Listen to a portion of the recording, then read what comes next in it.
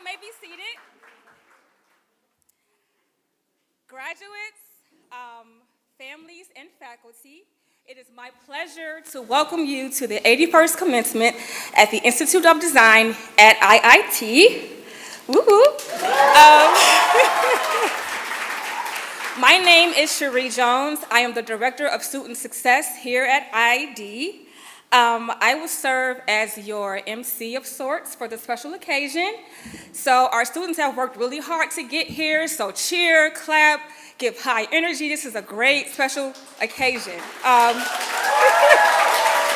So, without further ado, it is my distinct honor to introduce our first speaker, our interim dean, Anijo Matthew.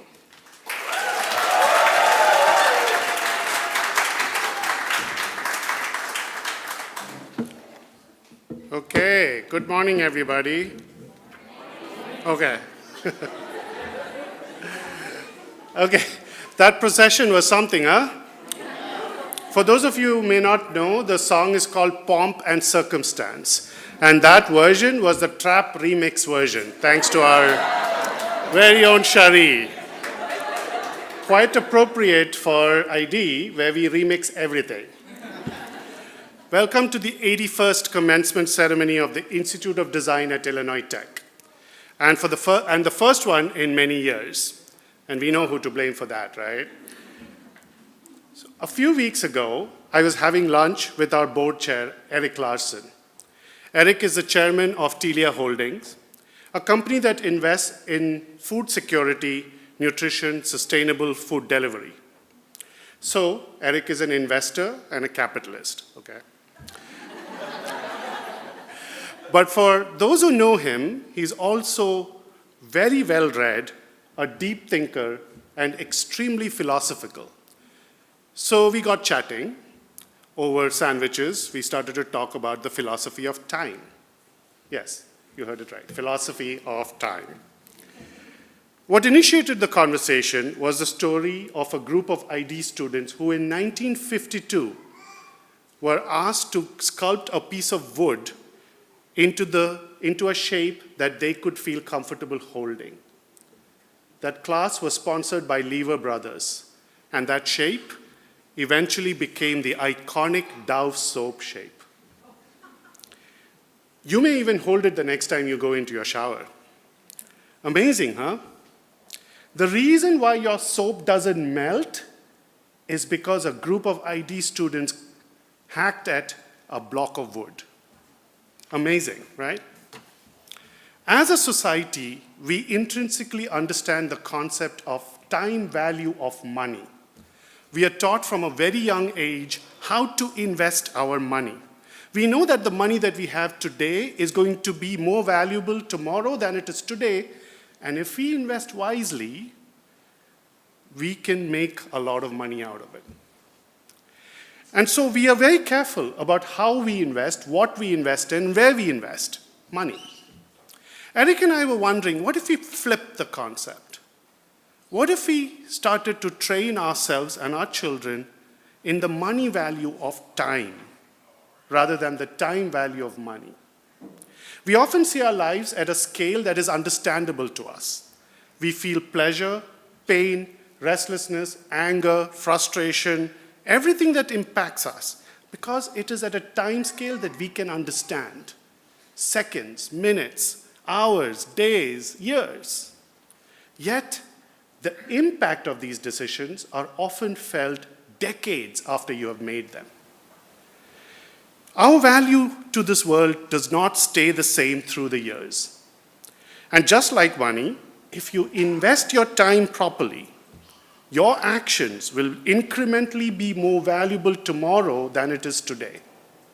Just like that bar of wood that became a bar of soap 70 years ago. Think about that for a second, pun intended.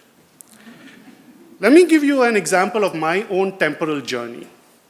A few decades ago, a thinner version of me was sitting in these chairs just like you. I was waiting for the dean to finish his remarks so I could finally get my architecture degree and get on to the food. I had heard about the Institute of Design in Chicago, but I didn't even know where Chicago was. Fast forward a few years, and I realized that this is the place where the first concepts of human-centered design were being formulated. In these very halls, well, not these halls, but you get the idea, right? Then 14 years ago, I came to this place. I met these fabulous people that are sitting in the front. Marty Taylor was my first office mate. I was going to become a professor at the Institute of Design. And now, here I am, much more filled out, literally and metaphorically, addressing the next generation of change makers as the Dean of the Institute of Design. Isn't that crazy? Little did I imagine sitting in that chair that I would be here today. As you graduate from ID, you too will feel this way. Not because you got a good job or because of the amount of salary you make or the fact that you can sleep again. No.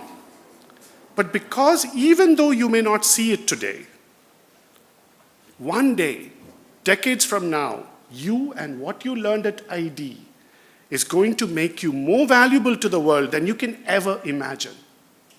You have been trained by these wonderful people, by us, to think in multi-generational design. Design that impacts not just us and the people around us, but our children, and maybe even their children. Parents, partners, children, family, friends, significant others, you too made an investment. Your investment has grown and become more valuable in 1 or 2 or 3 or 4, where's Jessica? Years.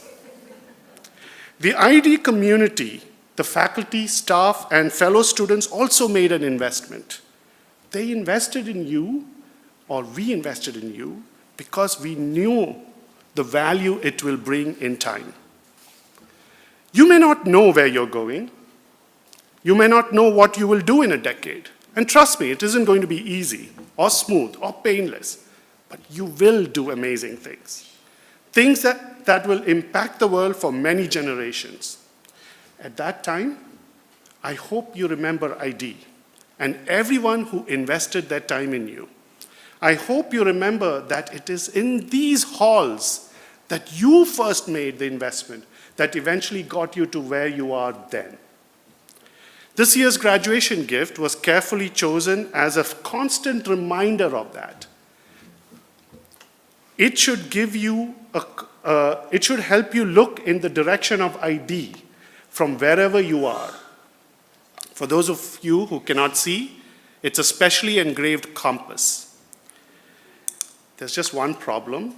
Thanks to supply chain issues, we don't have any to give you today.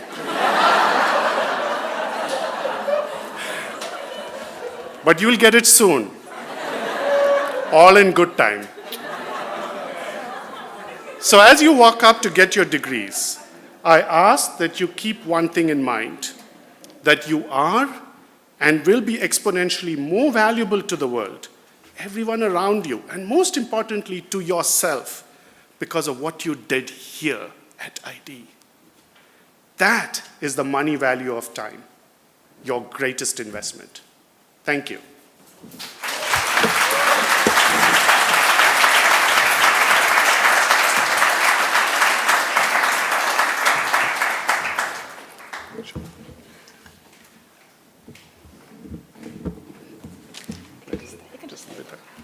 Okay. All right. We are now at the portion of our event that you all came here for and are ready for. We're now going to start the degree presentation. Kristen, if you'll come to that side. We're going to start with our PhD first, and then MDes, and then MDM, and so on and so forth. So, will our Spring 22 PhD graduate please stand and make your way to the stage? So we're going to, that's right here. Yep, okay, that's good. Okay. Jessica Meharry. All right.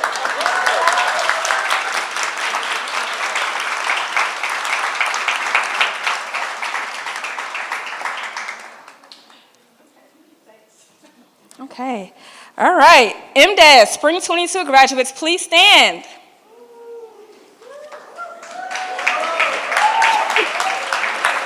You're going to follow the direction of Mariah to make your way to the stage.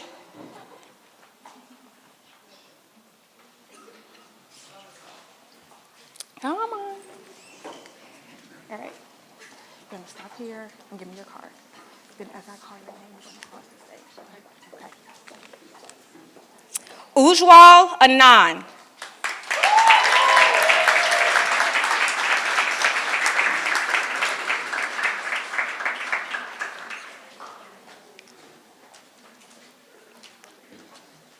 Okay. Rodrigo Dyer.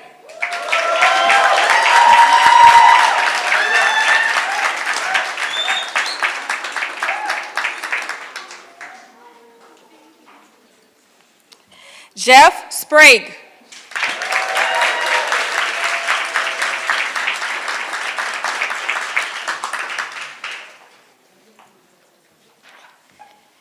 Julian Walker.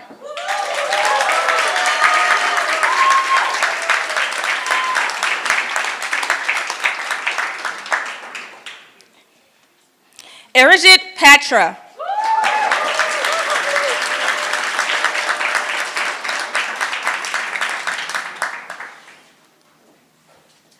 Royce Parker Joyner.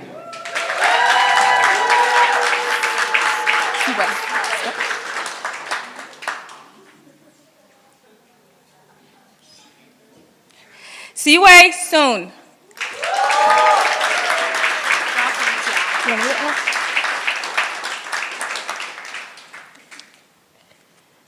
All right, Jocelyn Gia.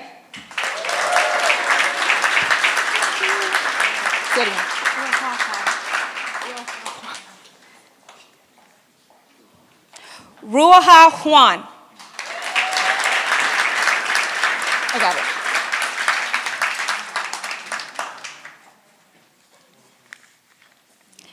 Shinichiro Kuwahara.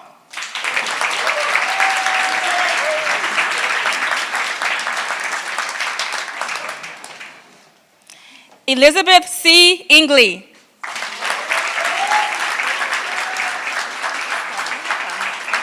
Stephanie? Okay.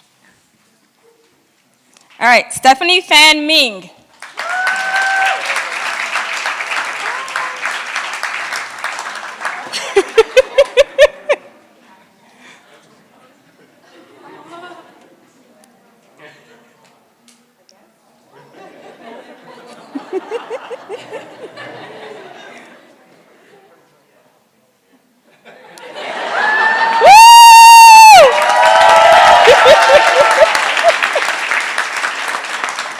Amina Ansari.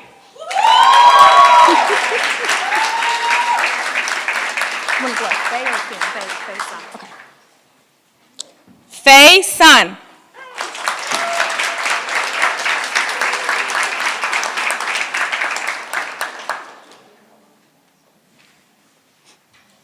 Summer Tariq Anwar.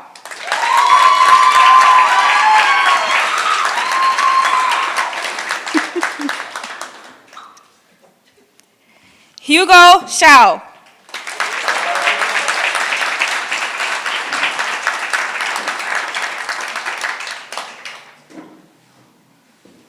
Kelvin Yu.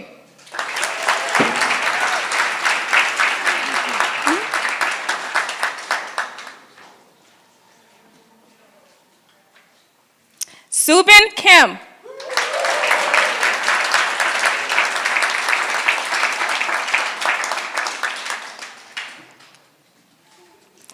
Zaya Shen.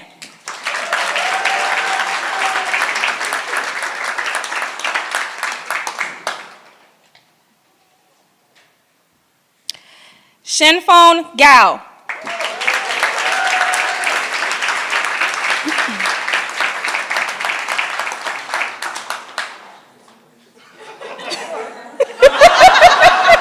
Awesome.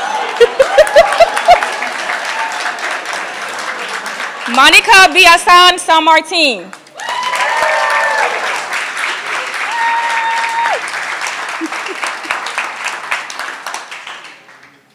Gary Bhatt.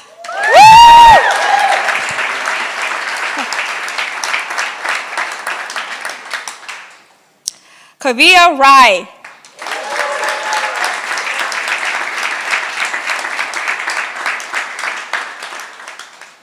All right, next up is MDM. Will the MDM Spring 22 grads please stand? You're going to make your way that way. Or just come this way.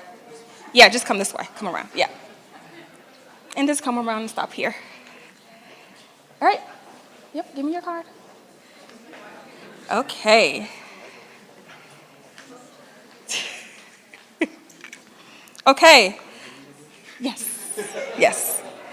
Takeshi Tanaka.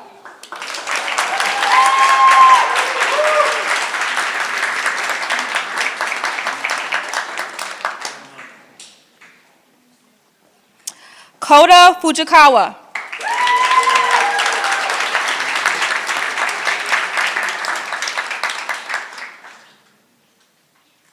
Kevin Yamada.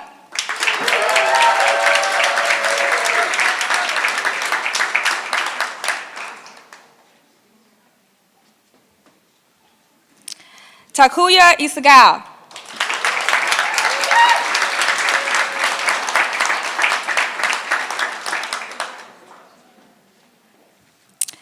Young Hat Kim.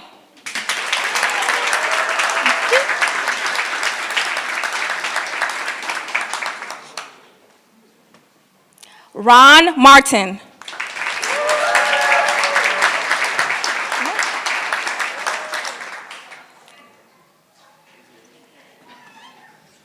Heather Smith.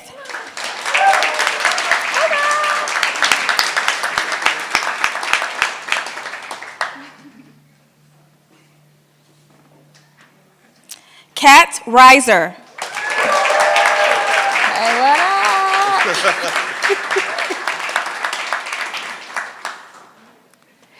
Douglas Sharma.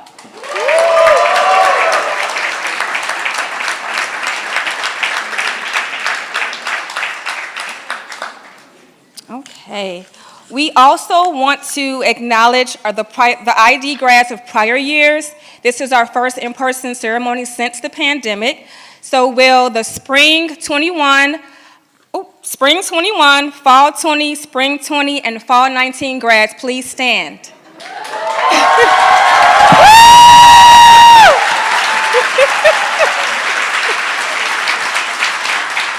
All right. You all can be seated.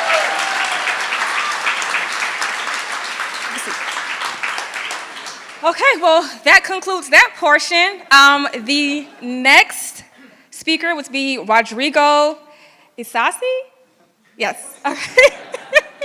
So at this time I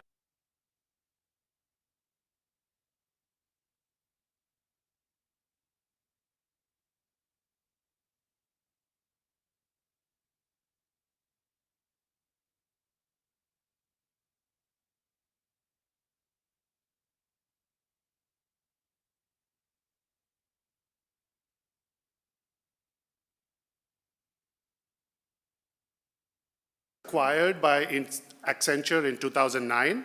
After this, Rodrigo moved on to become the CEO of Delosi, a food company that employs over 12,000 people. Rodrigo is a student of mine and is a perfect example of the money value of time. I don't think he could have imagined when we went to India that this is what you would be doing in 9 years. To hear his journey from ID to where he is now, please join me in welcoming Rodrigo Isasi.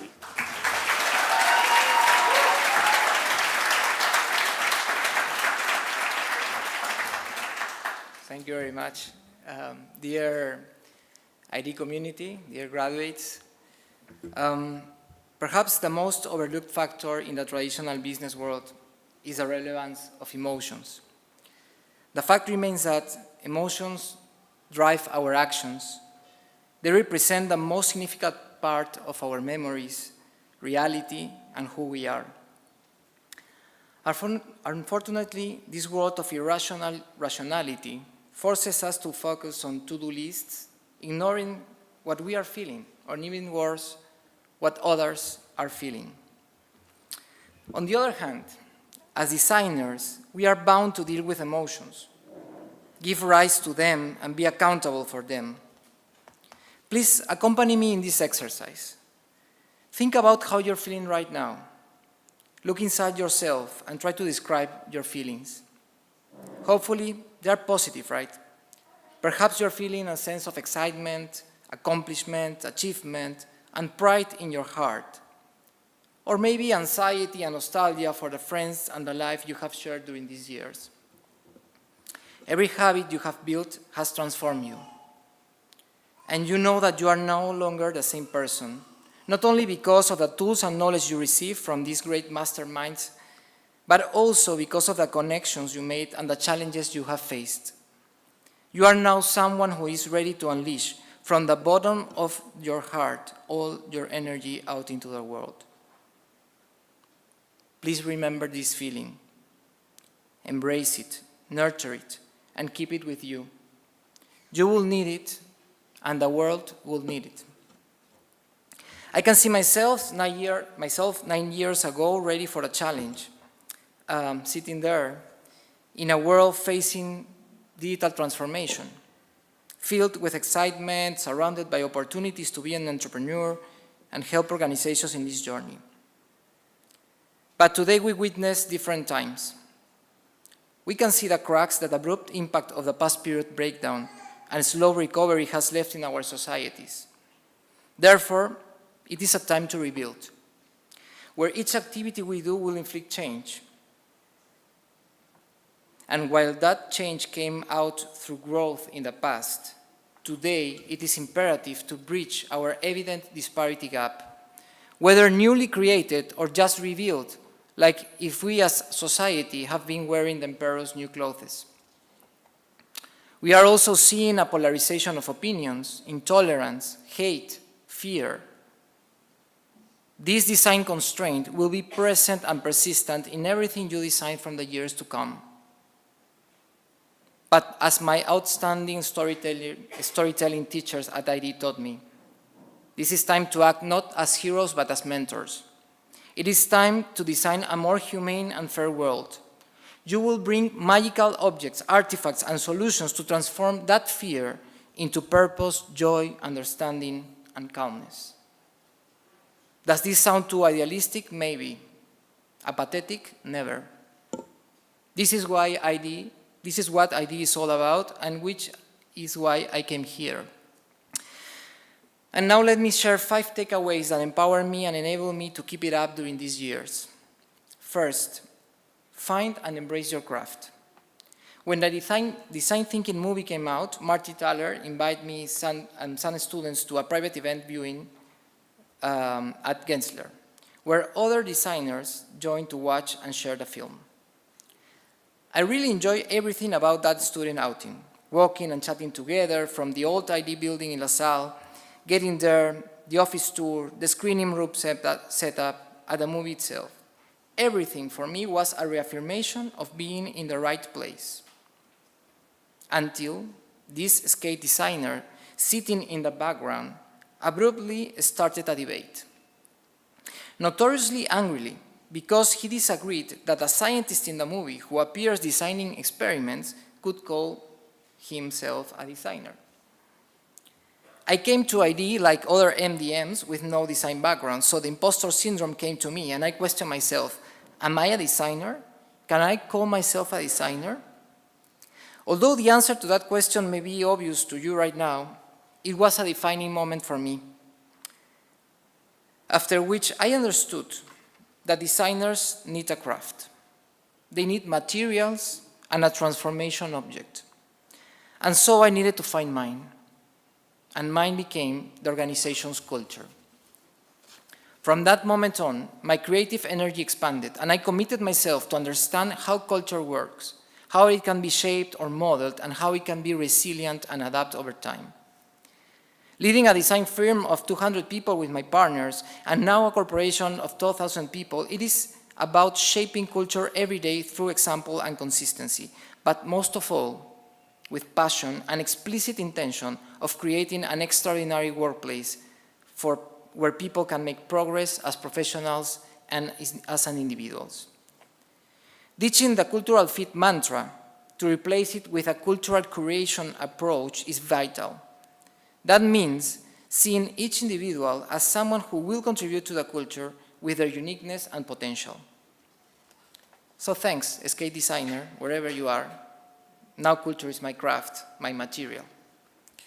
Second, value ideas, concepts, intentions, and never be ashamed to bring forth those that have not seen the light. In my former workplace, they permanently cataloged me as a dreamer. Upon returning from a 3-year expat experience, I had this formal feedback meeting with my former and new boss. Both were wonderful people, and the feedback was really going well, until one of them made fun of me, saying I was like a hot air balloon they needed to bring back to Earth. I really often felt ashamed of this, afraid they would see me as someone who did not execute, someone who only brought ideas to the table.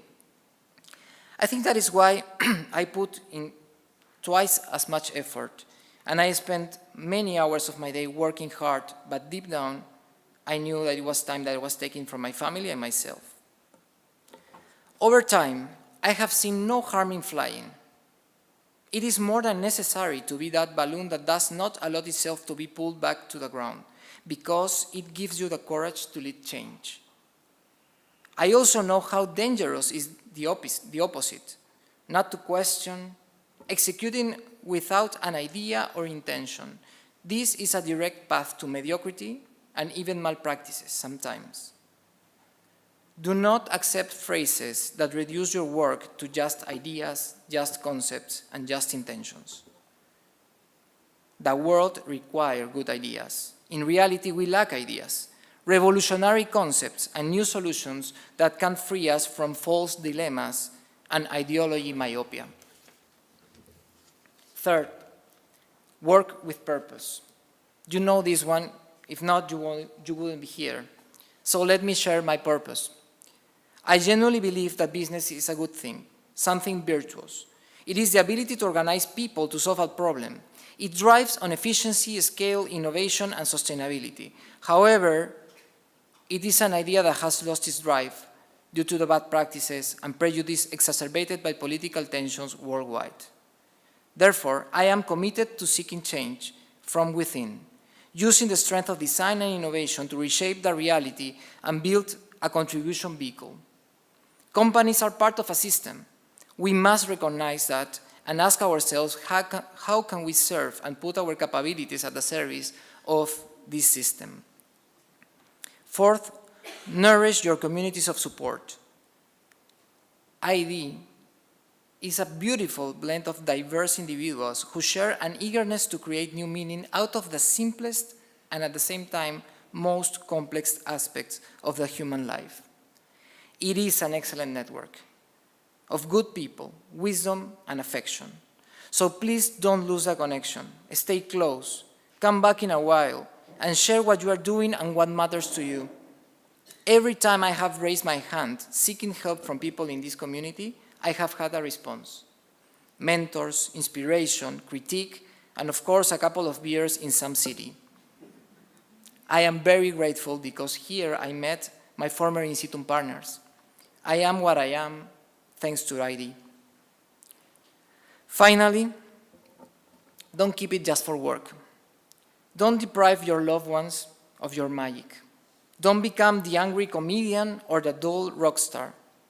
Reach out to your loved ones with empathy and create them a life that you don't regret. Be persistent. Don't try to be perfect. After all, every day is a prototype of the next. Never forget to communicate. Make their happiness and yours your craft. Please let me finish with a poem of Mario Benedetti and then a translation based on Paul Archer's one. No te salves. No te quedes inmóvil al borde del camino. No congeles el júbilo, no quieras con desgano. No te salves ahora ni nunca. No te salves. No te llenes de calma. No reserves del mundo solo un rincón tranquilo. No dejes caer los párpados pesados como juicios. No te quedes sin labios. No te duermas sin sueño. No te pienses sin sangre. No te juzgues sin tiempo. Don't keep yourself safe. Don't remain idly by the side of the road. Don't freeze the joy you should feel. Don't love with reluctance. Don't save yourself now or ever. Don't keep yourself safe. Don't be filled with a deep calm. Don't reserve yourself just a quiet corner in the world. Don't let your eyelids fall heavily as judgments. Don't lose your voice. Don't sleep without sleepiness. Don't imagine yourself without blood. Don't judge yourself without time. Thank you very much.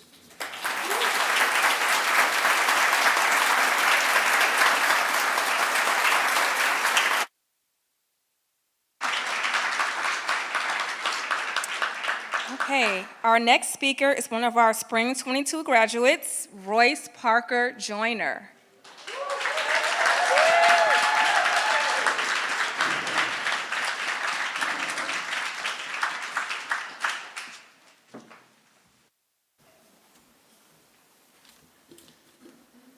Hey everybody, thank you all for being here today to celebrate with us. Really appreciate it, and everybody who's graduating does too. I wanted to begin real quick by introducing myself, and telling you why I came to ID. It might help sort of give you an understanding of a few points I want to make later. Then I want to give you a feel for how this place ticks and what we've been doing for the last 2 years.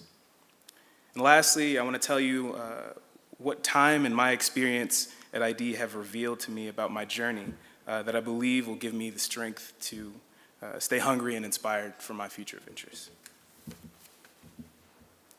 My full name is Royce Etienne Parker Joyner. I'm from Memphis, Tennessee, the most beautiful land in the world. And as the program says, I have a background in architecture, furniture design, fabrication, that in combination spans almost 10 years. I have made music for nearly 15 years of my life in many different capacities, from engineering to production to recording for myself and others. I've had the privilege of working with many artists and designers from around the world, both successful and unsuccessful. I am currently making one very angry by having to delay contract work in order to graduate, like I told him before we started. But hey, it's worth it. I've seen and worked in the ratty studio filled with a lifetime full of artwork and prototypes, the uninsulated, dusty industrial park warehouse that cranks out sculptures like clockwork, the open-plan architecture studio with interior samples lying everywhere, and the industrial design studio with sketches and models decorating every surface. I've seen a small nonprofit composed of artists and a history professor lead a community revitalization project that became the marvel of an entire city. I've seen the effects of opportunity zones from both the developers and the residents' perspectives. I've talked to up-and-coming entrepreneurs about business grants that might help them build their perfect office. And I've learned from the early wave of business model canvas using lean startup entrepreneurs. I've seen footage, and given this, I know what design is, or so I hoped. You see, while I've had all of these experiences, and many more, all that touch on the world of design, there is one characteristic that ties my experience with them all together, and it goes beyond the marvel of the end product. No one can truly communicate their process effectively, and the journey to the solution often suffers as a result. The process is always so bespoke to the designer that it becomes a chore to reach out to the client, the community, or even the internal teams working on the project. Before ID, I saw this problem of communicating process materialize over and over again. It appeared in strained interpersonal relationships. It was the cause of misleading user and designer experiences. It led to narrow and sometimes non-existent avenues for collaboration and wild inconsistency in project outcomes. No matter whether it was in art, architecture, music, or any other discipline, this was the case. You know, it's funny, initially as an architectural designer in school, the closest reveal we got to understanding process were the lauded horror stories about how some skyscraper was designed based on one man's watercolor paintings, or on the back of a napkin, or by throwing sticks on the ground and divining some relationship from how they overlapped with one another. I went on thinking that this uneasy period, this process from formulating a concept to producing it and delivering it, was a siloed individual exercise. Sure, sometimes there was a forced, otherwise, to be otherwise sporadic, charrette or planning meeting, but those were really just there to make this process seem open. These were the moments I felt lost and unable to engage, unsure of how to advocate for my abilities as a designer, unsure of my future in the field. So I want you to remember those moments and think of a time when you might have felt this way in your work. Let's give it a name. Let's call it the pit. Hold on to that, because we're going to address these times later in how we can feel more confident in them when we feel isolated. At some point, I remember being introduced to diagrams from an architectural firm called BIG, or Bjarke Ingels Group.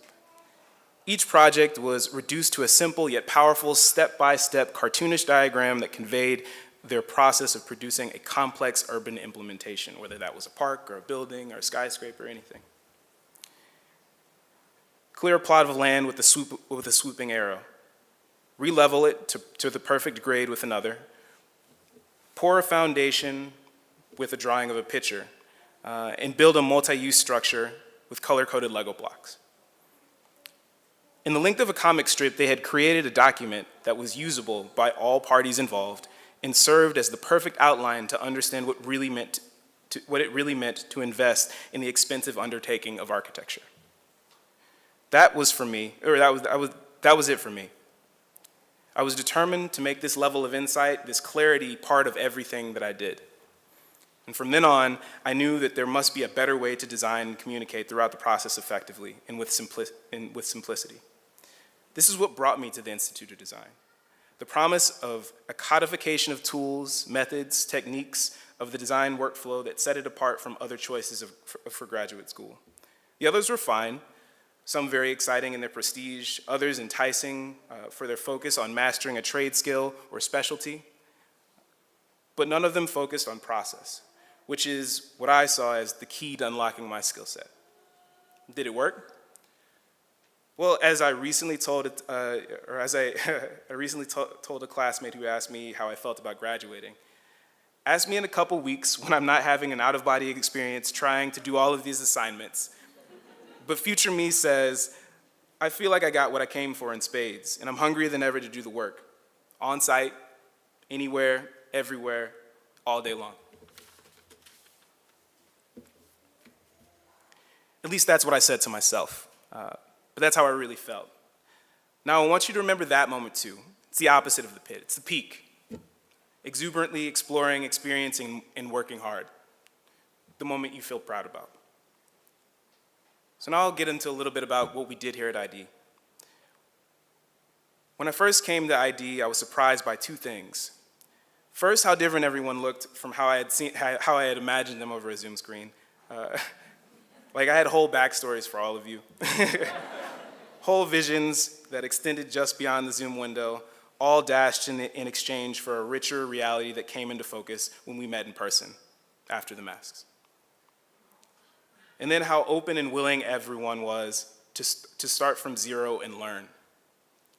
I think this openness from people who were so fervently looking for a change and a new skill set was what laid the foundation for the collaborative community we have today.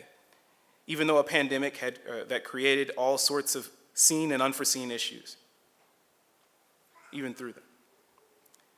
But outside of our cohorts, what was ID? What was the culture that already existed? What did we do here? These are some of the moments that I will hopefully remember with my fellow graduates. Starting off remotely while trying to figure out what this program really was and beginning to understand people's creativity through their humorous Zoom backgrounds. Being thrust into teams and scheduling meetings in every time zone imaginable, still having the willingness to make it work because you loved your teammates and you felt responsible for their experience as much as your own. All of these efforts converging as we tried to cope our way through that phase of the pandemic wherever we were. realizing that that foresight thing made teamwork hit different. I felt like a child again. You mean I just get to be me and the rest of the team compliments that because they are who they are? Sounds great. Feeling like you got the cheat code when you found a framework that could perfectly explain your topic for the moment, and asking yourself the question, am I just the framework now, or do I have the abilities outside of this? Because if somebody else finds this, I might be in trouble. Understanding that all of the building blocks about user experience or user research, storytelling, experience design would come together in every other class, allowing you to repeat your process to create a new perspective. Waking up early every morning to continue pushing that perspective or a new direction because it felt like breaking new ground for you and the client you were partnered with that semester. And finally, noting that after ID, you will be able to drop at least 10 words into a generator and Frankenstein your professional title, and nobody can tell you a thing about it.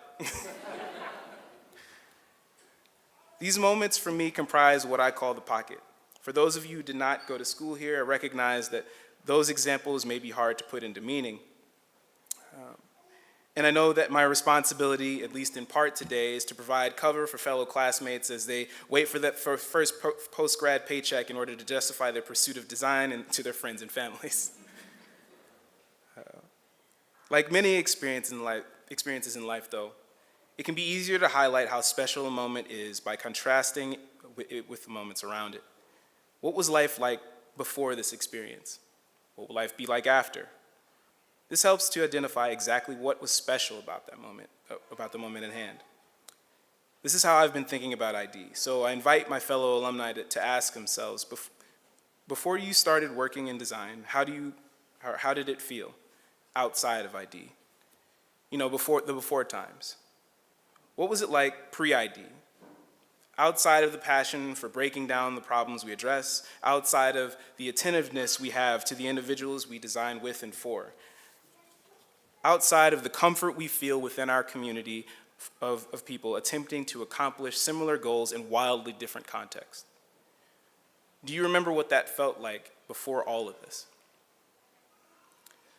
For me, like clockwork, about a week after my last classes ended every semester, everything that I had been dealing with or not dealing with outside of the ID sandbox crept back into focus. It was stifling. I started feeling the built-up stress of following a career path which is difficult to boil down to a resume or a specific job placement. I felt imposter syndrome. I had gone down yet another professional path, and one in which I would have to convince skeptical clients and coworkers about how to accomplish something, and that the process of that was just as important as accomplishing the thing itself. I was fearful of being stuck working in a town where any upward mobility seemed like a long shot, no matter what skills you brought to the table. I love my city, but in Memphis, unless you own something, you control nothing. And I felt intensely and all over again guilty for choosing myself, for leaving home and moving to Chicago after the death of my father. All for the hope that this program, this graduate school, would get me closer to an idea about how I could put all of these pieces of a career together in some kind of useful, forward-thinking package. All of those creeping doubts that I mentioned before aren't unique. And while we as designers attempt to be the glue that binds groups together through translation, clarity, and synthesis, we are still only human. Our passion for design is linked to our self-worth, and that makes us vulnerable to the pit, that unpredictable place outside of the comfortable community, in our case, ID. If you don't have a network of support, as many of us might not starting out in our new ventures, it's easy to get stuck here in the pit. And as advocates and trailblazers for new processes, we hold a lot of responsibility that can compound our predicament. In my last few months, in order to alleviate some of this pressure, I catch myself thinking about many of the moments in my journey before ID that might have been contentious or where I might have felt a call to action that I couldn't yet answer.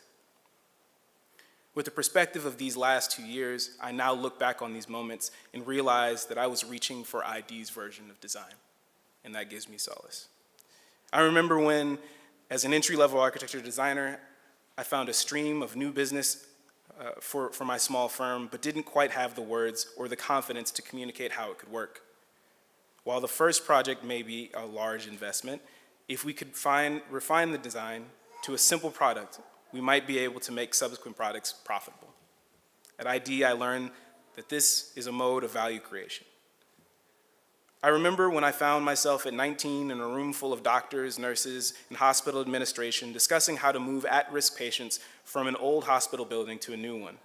And I, for the first time, witnessed a strategy that did not include the primary stakeholders in the families of those patients and the patients themselves, as they lost out to construction timelines and building permits.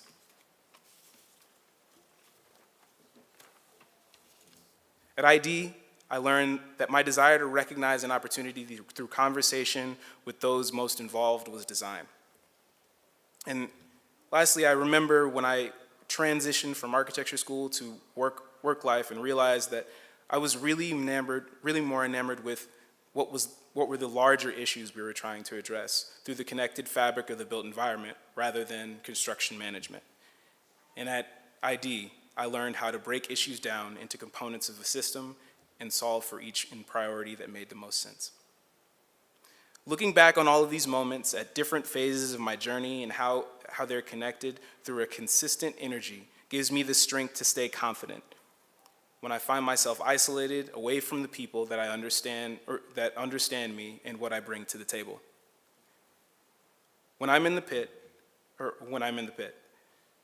So I encourage you, go back through your past, make note of these moments to ease your mind about the decisions in your future. You are on a path. You have been leaving breadcrumbs behind this entire time. Write them down, stretch them out, put them in a framework, find your patterns, and determine how they can help you make sense of where you're going next.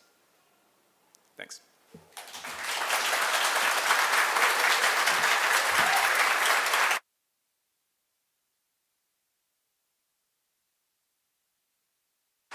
Hey, our final speaker is Monica Biazon, San Martin. She's also a Spring 22 graduate. Welcome, Monica.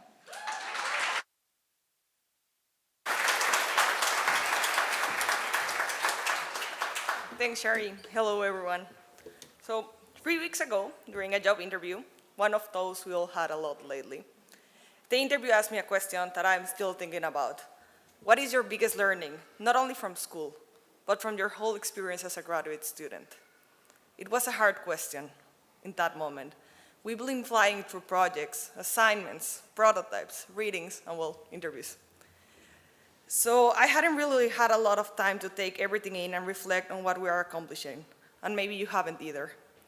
So I took 30 seconds to reflect on this question, and nervously, I gave the best answer I could.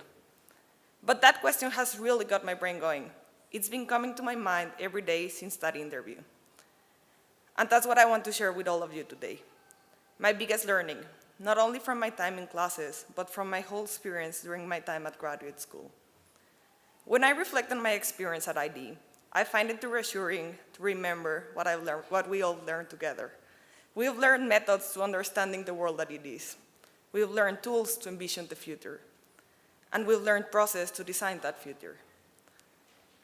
I'll leave my Master's of Design program feeling confident that, as I grow in my career, I am equipped to envision futures for almost any problem. And while it's exciting to know that I'll leave ID a better designer than I came, for me, it's the learning that made me grow as a person that has made the biggest impact. Before ID, sometimes I felt like two different people. First, I was Monica, an idealist who believes in sustainability and equity and wants to make change for better.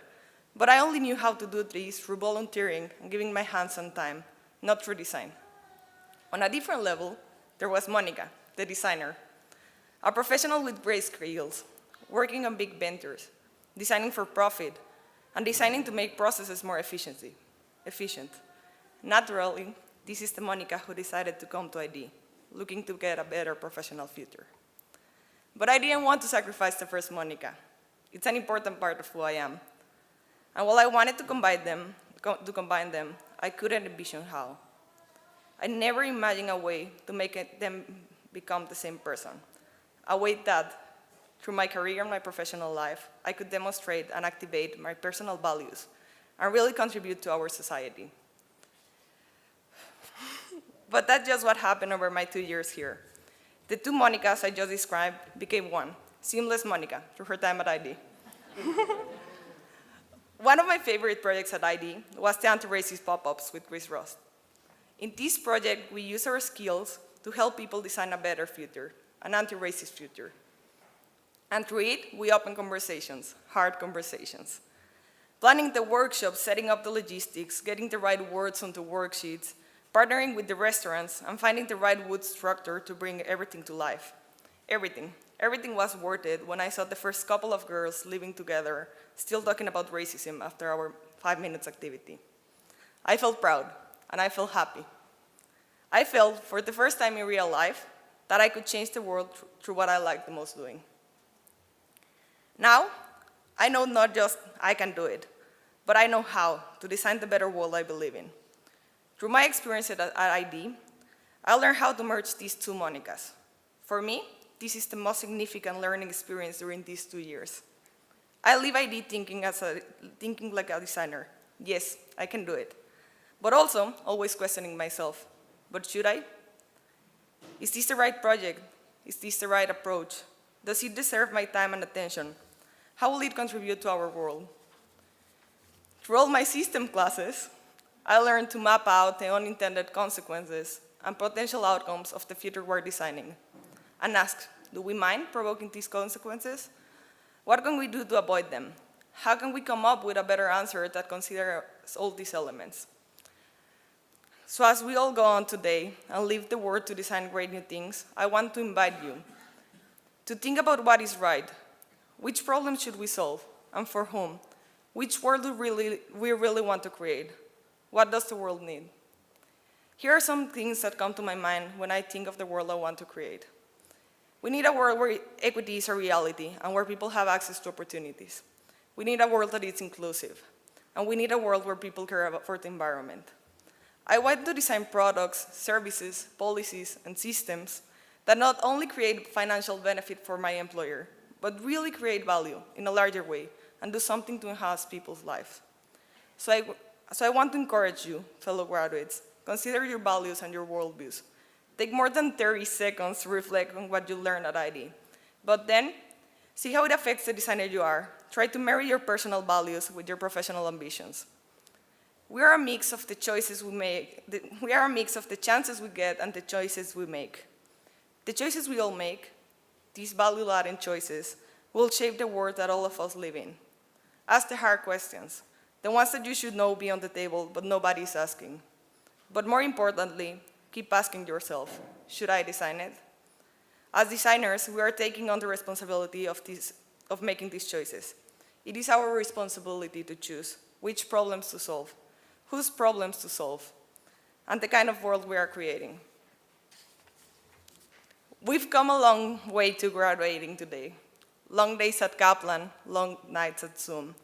Finding a time to meet with your team, which was especially hard when one of your teammates was on the other side of the world. Dealing with the plotter when you had the Mocos assignment during the next hour. Or learning the level of fidelity for Carlos's prototype. I want to thank our professors and staff, our family, parents and partners, our friends, and our great community. We wouldn't be here without all of you, so we owe it to you. We have a responsibility to you, to ourselves, and to our planet.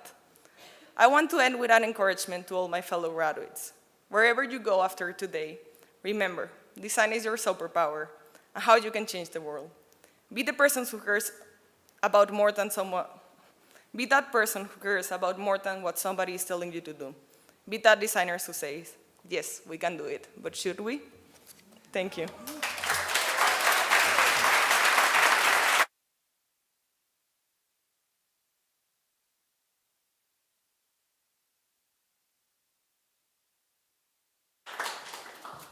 Okay, let's give a hand clap for all of our speakers today.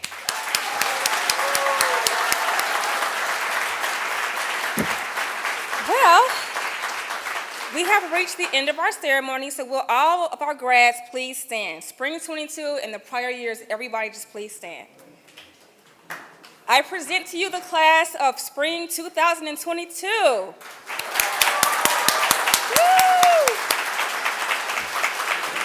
Congrats to you all. We wish you all success in your future endeavors, and please think of us and come back and visit.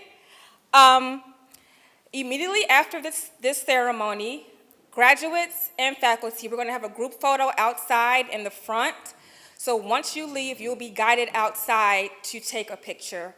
So now we're going to, guests feel free to have refreshments. They're available while we're outside taking our group photo. So at this time, we're going to ask that our faculty please stand, and we're going to depart out via the middle aisle and be guided by Mariah back in the back. So you all can exit. Yes. Thanks, Cherie.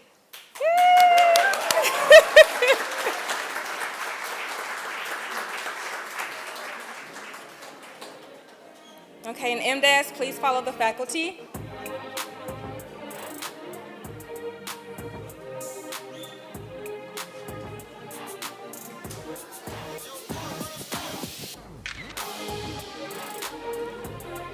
Third row, follow, yep.